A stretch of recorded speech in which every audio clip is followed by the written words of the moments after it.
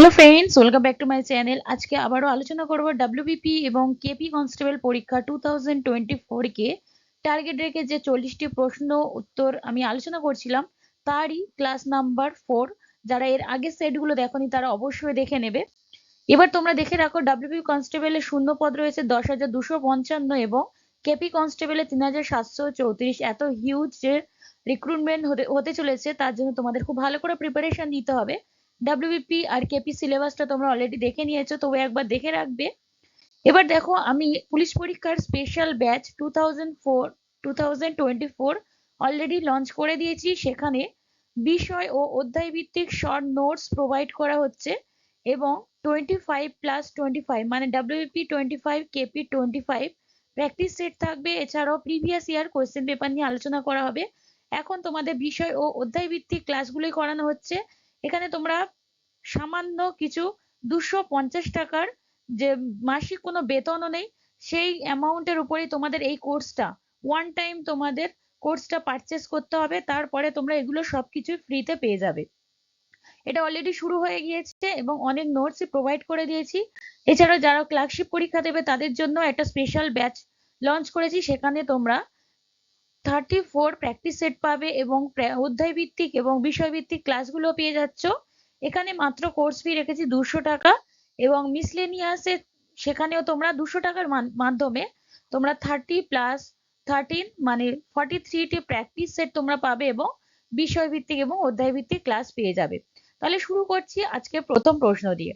দুধ থেকে দই প্রস্তুত করলে কোন অ্যাসিড তৈরি হয়? দুধ থেকে দই প্রস্তুত করলে nitric acid, lactic acid, formic acid না অ্যাসিটিক অ্যাসিড তৈরি হয়? এটার অ্যান্সার হয়ে যাবে ল্যাকটিক অ্যাসিড। দুধ থেকে দই তৈরি হয় কি প্রক্রিয়ায়? গাঁজন প্রক্রিয়া। এই প্রক্রিয়াটাকে গাঁজন প্রক্রিয়া বলে। দুধে ক্যাসিন নামক গ্লোবুলার প্রোটিন থাকে, গ্লোবুলার বা গ্লোবিউলার যেটাকে বলবে। ল্যাকটিক অ্যাসিড দুধে উপস্থিত গ্লোবিউলার প্রোটিনগুলিকে বিকৃত করে দই উৎপন্ন করে। আর দুধে থাকা ব্যাকটেরিয়া হলো ল্যাক্টোব্যাসিলাস। এই রিলেটেড বিভিন্ন প্রশ্নগুলো তোমাদের খুব ভালো করে দেখতে হবে, এইগুলো থেকে ঘুরিয়ে ফিরিয়ে প্রশ্ন আসে।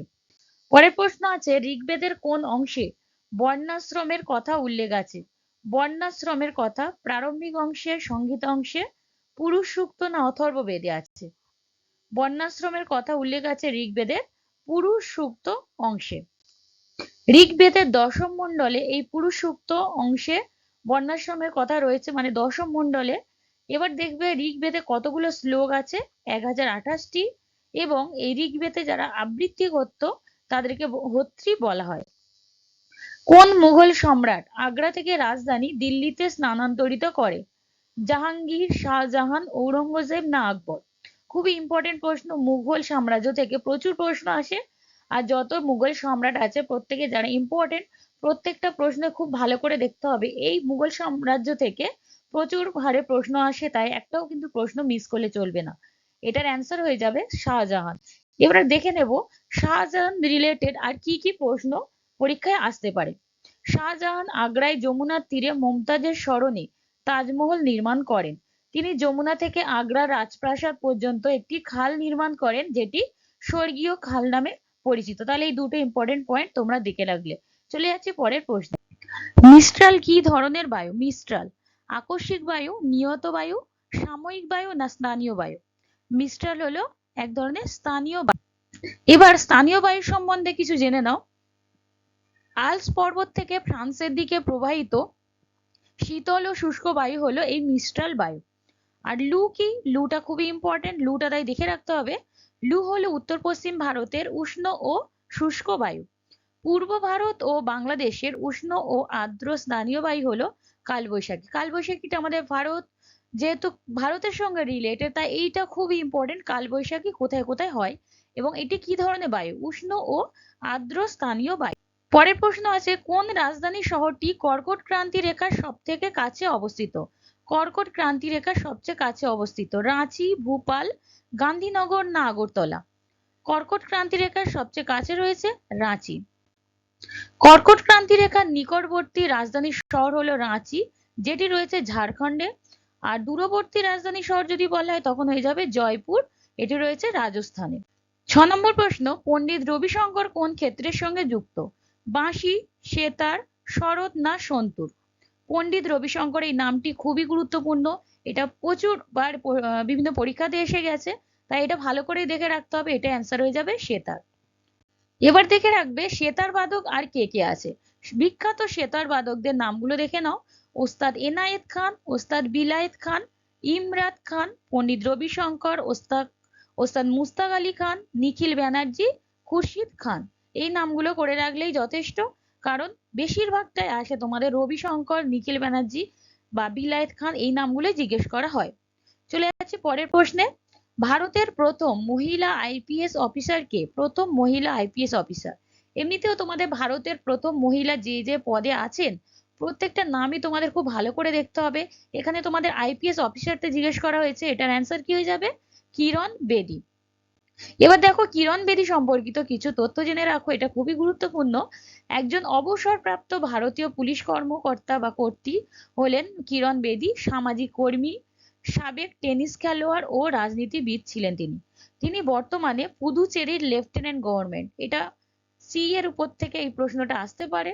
তিনি ভারতীয় পুলিশ সার্ভিসে যোগ করা প্রথম মহিলা। এছাড়া তিনি কি কি পুরস্কার পেয়েছেন? ক্যাডেট কর্মকর্তা পুরস্কার 1968, 1969 সালে পুলিশ পদক, রাষ্ট্রপতি পুলিশ পদক এবং 1991 সালে এশিয়া অঞ্চল পুরস্কার পেয়েছেন। চলে যাচ্ছি নেক্সট প্রশ্নে। বীরবল ছদ্মনামে কে পরিচিত? এই পুলিশ এক্সামের জন্য বিভিন্ন ছদ্মনাম, উপনাম, এই নামগুলো খুবই ইম্পর্টেন্ট। এগুলো একটাও বাদ দিলে চলবে না, এগুলো সবসময় তোমাদের মুখস্থ রাখতে হবে। প্রমথনাথ বিসি, প্রমথ চৌধুরী, ভবানী সেনগুপ্ত, তারাপদ মুখোপাধ্যায়। এটার অ্যান্সার হয়ে যাবে প্রমথ চৌধুরী। যত ছদ্মনাম আছে তোমরা মুখস্থ করে নেবে, এবং যারা আমার পেড ব্যাচে রয়েছে আমি তাদেরকে এই টপিকটা খুব ভালো করে তোমাদেরকে সেখানে প্রোভাইড করে দেবো, যাতে আর অন্য বই তোমাদের পড়তে না হয়। কাকা সাহেব নামে কে পরিচিত? কাকা সাহেব জি.ভি. যোশী, এম.জি. রানাডে, নৌরোজি ফার্নান্ডিজ না জি.এইচ. দেশমুখ? কাকা সাহেব নামে পরিচিত জি.ভি. যোশী। এই জি.ভি. যোশীর পুরো নাম কি? গণেশ ভেঙ্কটেশ যোশী। এটা ফুল নামও জিজ্ঞেস করতে পারে। তিনি একজন অর্থনীতিবিদ ছিলেন। লেড এর আকরিকের নাম কি? বিভিন্ন আকরিকের নাম: galena, malachite, carnallite, dolomite. Lead বা সীসা, সীসা এর আকরিকের নাম হলো, এটার অ্যান্সার হয়ে যাবে গ্যালেনা। এবার দেখে নাও আরো কিছু আকরিকের নাম। লোহার আকরিক হলো হেমাটাইট, ম্যাগনেটাইট, লিমোনাইট। কপারের আকরিক ম্যালাকাইট, অ্যালুমিনিয়ামের আকরিক বক্সাইট, ডায়াস্পোর, ক্রায়োলাইট। পটাশিয়ামের আকরিক কার্নালাইট, ম্যাগনেসিয়ামের আকরিক ডলোমাইট, ক্যালসিয়ামের আকরিক জিপসাম, ইউরেনিয়ামের আকরিক পিচ ব্লেন্ড। চলে যাচ্ছি নেক্সট প্রশ্নে। সংকর ধাতু ব্রোঞ্জে কি কি ধাতু আছে? কপার ও জিঙ্ক, লোহা ও কপার। কপার ও টিন না, এদের কোনোটিই নয়। ব্রোঞ্জে রয়েছে কপার ও টিন। খুবই গুরুত্বপূর্ণ। এই বিভিন্ন সংকর ধাতুতে কি কি ধাতু থাকে সেগুলো খুবই একটা শর্ট ট্রিক্স আছে, সেটা আমি পরবর্তীকালে তোমাদের সঙ্গে শেয়ার করবো। এর আগে যারা ভিডিওগুলো দেখেছো তারা অবশ্যই দেখে থাকবে। সংকর ধাতু হলো একাধিক ধাতু বা ধাতুর সঙ্গে বিভিন্ন উপাদানের মিশ্রণ। দৈনন্দিন জীবনে নানা ক্ষেত্রেই সংকর ধাতু ব্যবহার করা হয়, কারণ এর ব্যয় অনেক কমে যায় এবং সক্ষমতাও বৃদ্ধি পায়।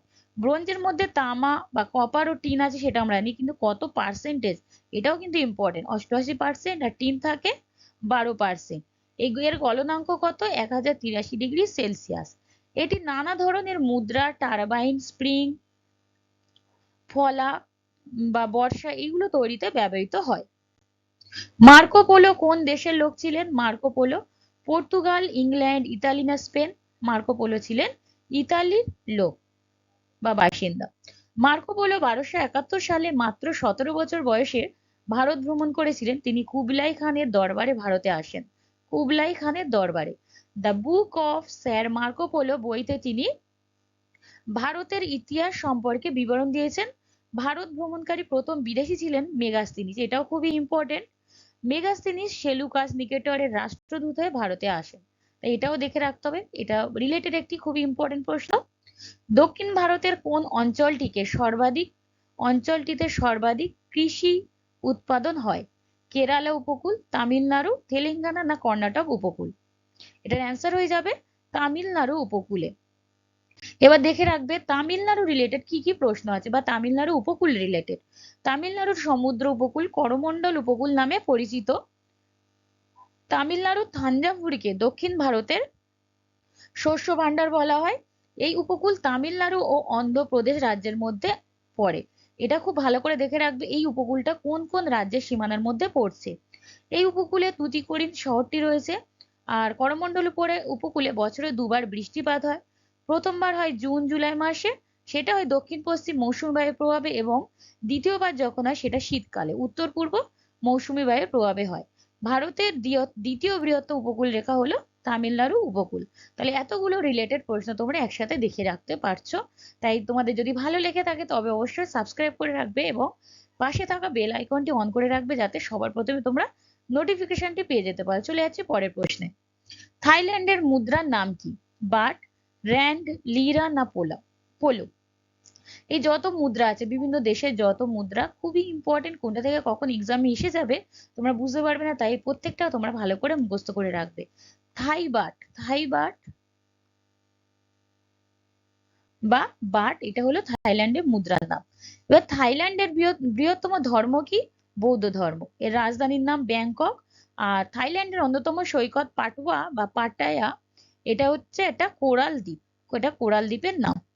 ডুমা কোন দেশের পার্লামেন্ট? ডুমা ইরান, মালদ্বীপ, ভুটান না রাশিয়া?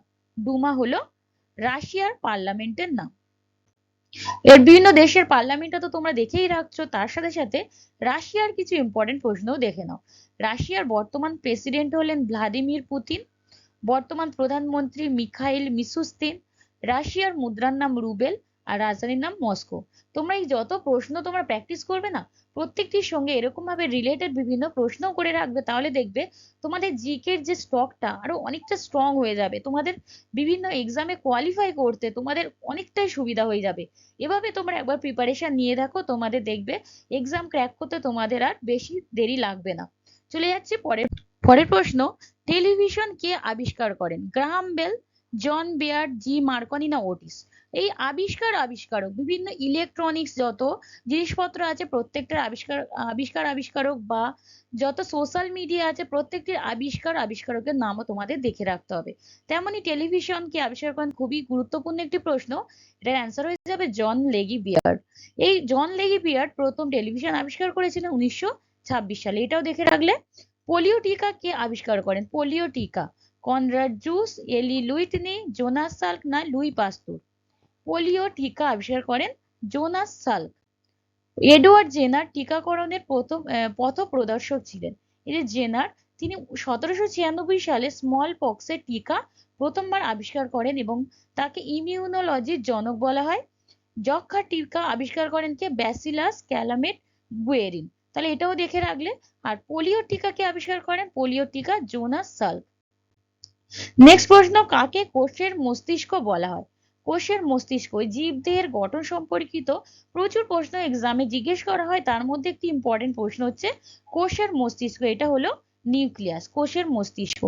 আরো প্রশ্ন আছে, দেখে নাও। রিলেটেড যত প্রশ্ন আমি প্রত্যেকটাই আমি তোমাদের সাথে প্রোভাইড করার চেষ্টা করি, এবং যেগুলো আমার সামনে আসে সেগুলো আমি তোমাদেরকে দিই। পরবর্তীকালে আবার যেগুলো মিস হয়ে যাবে সেগুলো আমি দিয়ে দেবো। নিউক্লিয়াস কোষের সম্পূর্ণ কার্যাবলী নিয়ন্ত্রণ করে, তাই একে কোষের মস্তিষ্ক বলা হয়। তাহলে কেন নিউক্লিয়াসকে কোষের মস্তিষ্ক বলা হয় এটাও দেখে রাখলে। ক্লোরোপ্লাস্টকে কোষের রান্নাঘর বলা হয়। প্লাস্টিডকে কোষের বর্ণাধার বলা হয়, এটা বর্ণগুলো ঠিক করে, কোষের বর্ণ ঠিক করে প্লাস্টিড। লাইসোজোমকে আত্মঘাতী থলি বলা হয়। লাইসোজোমে থাকা হাইড্রোলাইটিক এনজাইমকে বলা হয় কোষের ঝাড়ুদার। খুবই গুরুত্বপূর্ণ প্রশ্ন। জিকা ভাইরাস কার মাধ্যমে ছড়ায়? বিভিন্ন ভাইরাস কিসের কোন বাহকের মাধ্যমে ছড়ায় সেগুলো দেখে রাখলে। কুকুর, বিড়াল, মশা, মাছি, এটা হয়ে যাবে মশা। জিকা ভাইরাস মশার মাধ্যমে ছড়ায়। এবার ইম্পর্টেন্ট আরেকটি দেখো, বিড়লা তারামণ্ডল এটা কোথায় রয়েছে? বিভিন্ন স্মৃতিসৌধ বা বিভিন্ন যত দর্শনীয় স্থান আছে কোনটা কোথায় অবস্থিত, এইগুলোর উপর রিসেন্ট কিন্তু প্রচুর প্রশ্ন করা হয়, তাই এটা দেখে রাখো। দিল্লি, মুম্বাই, কলকাতা, হায়দ্রাবাদ, এটা অ্যান্সার হয়ে যাবে কলকাতাতেই। কলকাতার বিভিন্ন দর্শনীয় স্থানগুলো একবার করে দেখে রাখো। Victoria memorial, Indian museum, Prinsep ghat, Birla planetarium, Alipur zoological garden, science city, Saint Paul's cathedral. খুবই গুরুত্বপূর্ণ। দাবা খেলার জন্ম হয় কোন দেশে? আমেরিকা, ভারত, ইংল্যান্ড না ইরান? দাবা খেলার জন্ম হয় এখানে হয়ে যাবে ভারতে। এবার দেখে রাখো, দাবা, বিলিয়ার্ডস, কাবাডি, ব্যাডমিন্টন, স্নুকার এই প্রত্যেকটি খেলায় ভারতে শুরু হয়। ভলিবল, বাস্কেটবল, বেসবল এটা হয় আমেরিকাতে। ক্রিকেট, হকি, লন টেনিস ইংল্যান্ডে। পোলো শুরু হয়েছিল ইরানে। Golf, cycling স্কটল্যান্ডে। বক্সিং শুরু হয়েছিল রোমে। Judo Japan. ক্যারাটে চীন। হ্যান্ডবল অলিম্পিক গ্রিসে শুরু হয়েছিল। পরের প্রশ্ন, I do what I do এই বইটি কার লেখা? খুবই গুরুত্বপূর্ণ। এই গ্রন্থ লেখক টপিকটি কিন্তু খুবই গুরুত্বপূর্ণ। এটা কারেন্ট অ্যাফেয়ার্স এর জন্য এবং তোমাদের স্ট্যাটিকের জন্য খুবই গুরুত্বপূর্ণ। শ্যামশরণ, রঘুরাম রাজন, বিজয় গোয়েল, সন্দীপ মিশ্র। এটার অ্যান্সার হয়ে যাবে রঘুরাম রাজন। এই যত গ্রন্থ লেখক আছে সেগুলো দেখে রাখবে। তার মধ্যে কটা ইম্পর্টেন্ট আমি বেছে তোমাদের জন্য দিচ্ছি, দেখে নাও। Nelson Mandela, long walk to freedom এই বইটি লেখেন। Annie Besant, wake up India. Jawaharlal Nehru, discovery of India. Rajendra Prasad লেখেন ইন্ডিয়া ডিভাইডেড গ্রন্থটি। টেলি যোগাযোগের জন্য কোন ধরনের তরঙ্গ ব্যবহার করা হয়? মাইক্রো তরঙ্গ, এক্স রশ্মি, অবলোহিত রশ্মি না অতিবেগুনি রশ্মি? টেলি যোগাযোগের জন্য মাইক্রো তরঙ্গ বা মাইক্রোওয়েভ ব্যবহার করা হয়। বেতার তরঙ্গ বা রেডিও তরঙ্গ হলো একটি তড়িৎচুম্বকীয় তরঙ্গ, আর বেতার তরঙ্গ সব থেকে বৃহত্তম তরঙ্গ দৈর্ঘ্য। ডিএনএ এর পিরিমিডিন বেস কি কি? ডিএনএ এর পিরিমিডিন বেস হয়ে গেলে এর মধ্যে হয়ে যাবে থিয়ামিন ও সাইটোসিন বা থাইমিন। ডিএনএ টেস্ট আবিষ্কার কে করেন? ডিএনএ টেস্ট আবিষ্কার করেন ফ্রান্স ক্রিক ও জেমস ওয়াটসন। এর পিউরিন বেস হলো অ্যাডিনিন গুয়ানিন, আর পিরিমিডিন বেস সাইটোসিন থাইমিন। খুবই গুরুত্বপূর্ণ। এর সাথে সাথে তোমাদের আরএনএ এরও যত পিউরিন আর পিরিমিডিন বেস আছে সেগুলো দেখে রাখতে হবে। সেটা আমি অন্য কোনো দিন তোমাদের সামনে নিয়ে আসবো। নিম্নের কোন প্রাণীতে রুমিন্যান্ট পাকস্থলী দেখা যায়? গরু, কুকুর, পায়রা না গিরগিটি? রুমিন্যান্ট পাকস্থলী দেখা যায় গরুর দেহে। ক্লোরোসিস রোগ কোন মৌলটির অভাবে হয়? ক্যালসিয়াম, ম্যাগনেসিয়াম, লৌহ না অ্যালুমিনিয়াম? ক্লোরোসিস রোগটি হয় ম্যাগনেসিয়ামের অভাবে। এবার দেখো ক্লোরোসিস আরো কি কি উপাদানের অভাবে হয়? Nitrogen, potassium, magnesium, sulphur, manganese, zinc এগুলো হচ্ছে ক্লোরোসিস সৃষ্টিকারী বিভিন্ন উপাদান। রাজ্যসভার সদস্য হওয়ার জন্য ন্যূনতম কত বয়স প্রয়োজন হয়? 21 বছর, 25, 30 না 35 বছর? এটার অ্যান্সার হয়ে যাবে 30 বছর রাজ্যসভার সদস্য হতে গেলে। রাজ্যসভা হলো ভারতের সংসদের উচ্চকক্ষ। রাজ্যসভা একটি স্থায়ী সংস্থা যার বিলুপ্তি ঘটে না। এর সর্বাধিক সদস্য সংখ্যা 250 জন, আর বর্তমান রাজ্যসভার মোট সদস্য সংখ্যা হচ্ছে 245 জন, বা পশ্চিমবঙ্গের রাজ্যসভার সদস্য সংখ্যা 245 জন। 1 বছর পর পর 1/3 সদস্য অবসর গ্রহণ করে। ভারতের উপরাষ্ট্রপতি হলেন রাজ্যসভা বা সংসদের উচ্চকক্ষের স্পিকার। বর্তমানে ভারতের উপরাষ্ট্রপতি হলেন জগদীপ ধনখড়। পরের গুরুত্বপূর্ণ প্রশ্ন হচ্ছে, ক্যাপ্টেন রূপ সিং স্টেডিয়াম কোন খেলার সঙ্গে যুক্ত? ক্রিকেট, ভলিবল, হকি না অ্যাথলেটিক্স? ক্যাপ্টেন রূপ সিং স্টেডিয়াম ক্রিকেট খেলার সঙ্গে যুক্ত। এছাড়াও যত ক্রিকেট স্টেডিয়াম আছে সেগুলো একবার করে দেখে নাও। ইংল্যান্ডের লর্ডসে এটা হচ্ছে বিশ্বের সেরা একটি ক্রিকেট স্টেডিয়াম। ওল্ড ট্র্যাফোর্ড রয়েছে ইংল্যান্ডে, এটি ইংল্যান্ডে। ম্যানচেস্টারে রয়েছে মেলবোর্ন ক্রিকেট স্টেডিয়াম অস্ট্রেলিয়াতে। সিডনি ও দ্য ওয়াকা স্টেডিয়াম অস্ট্রেলিয়াতে আছে। ইডেন গার্ডেন কলকাতায় রয়েছে। দ্য ওভাল ক্রিকেট স্টেডিয়াম লন্ডনে, এটি ইংল্যান্ড ও অস্ট্রেলিয়ার প্রথম টেস্ট ক্রিকেট ম্যাচ হয় এই স্টেডিয়ামে। দ্য ওয়ান্ডারার ক্রিকেট স্টেডিয়াম রয়েছে কোথায়? আফ্রিকাতে। ইডেন গার্ডেন তো কলকাতায়, ইডেন পার্ক কোথায় রয়েছে? এটা রয়েছে নিউজিল্যান্ডে। ধর্মশালা ক্রিকেট স্টেডিয়াম রয়েছে হিমাচল প্রদেশে। তাহলে দেখে নিলে ক্রিকেট স্টেডিয়াম গুলোর নাম। পরের প্রশ্নে চলে যাচ্ছি। কুচিপুড়ি কোন রাজ্যের জনপ্রিয় নৃত্য? কুচিপুড়ি মণিপুর, কেরল, অন্ধ্রপ্রদেশ না তামিলনাড়ু? কুচিপুড়ি নৃত্যটি খুবই গুরুত্বপূর্ণ, বহু পরীক্ষায় এসে গিয়েছে। এটার অ্যান্সার হয়ে যাবে অন্ধ্রপ্রদেশ। অন্ধ্রপ্রদেশে আর কি কি নৃত্য আছে? কোট্টাম, গীতি ভাগবত, ধামাল, বোনালু, বাথুকামা এগুলো খুবই গুরুত্বপূর্ণ নৃত্য। বাইসাইকেল কে আবিষ্কার করেন? বাইসাইকেল নিকোলাস, ম্যাকমিলান, জন বিয়ার না মার্টিন ক্লাইভ? বাইসাইকেল আবিষ্কার করেন ম্যাকমিলান। পরের প্রশ্ন, রেঙ্গুন কোন নদীর তীরে অবস্থিত? নীল, সিন্ধু, গঙ্গা না ইরাবতী? রেঙ্গুন ইরাবতী নদীর তীরে অবস্থিত। ইরাবতী সিন্ধু নদীর বাম তীরের উপনদী, তাহলে বুঝে গেলে ইরাবতী সিন্ধু নদীর উপনদী। এটাও জিজ্ঞেস করতে পারে এই নদীর বৈদিক নাম কি? পুরুষনী। এটাও এক্সামে আসে, খুবই গুরুত্বপূর্ণ। যত গুরুত্বপূর্ণ প্রশ্ন আছে আমি নিয়ে আসবো। এটি রাভি নদীর অপর নাম।